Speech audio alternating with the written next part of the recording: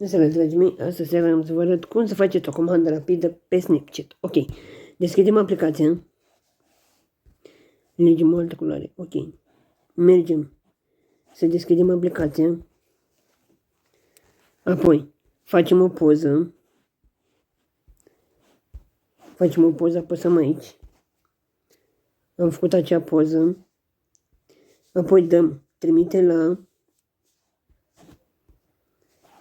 apoi dacă nu avem o comandă rapidă, dăm aici sus la trimite către, ok, și uite, vă și zice aici, ca să creați o comandă rapidă, vă spune să puneți un emoji, ok, noi să punem emoji-ul ăsta, ok, apoi dăm aici creează o comandă rapidă, ok, și apoi dăm aici sus, alegem un emoji și alegem un emoji, îl alegem pe ăsta, apoi selectăm persoane.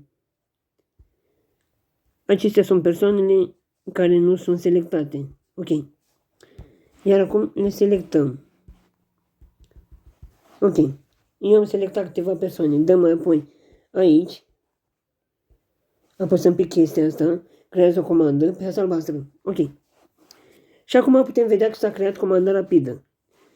Ieșim de aici. Mai dăm o dată.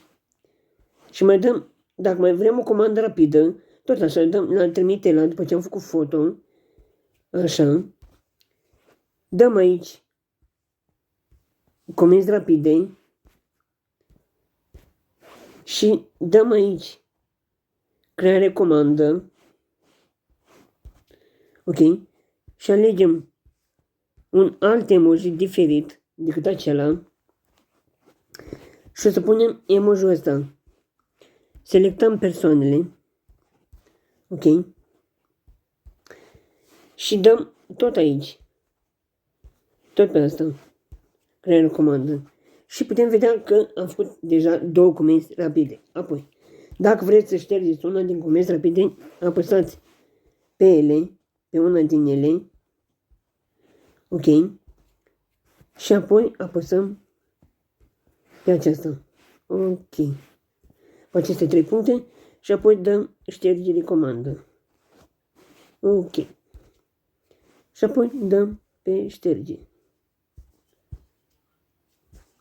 Dacă v-a plăcut acest tutorial, nu uitați să dați un like, că mă va ajuta și vă urez succes. La revedere!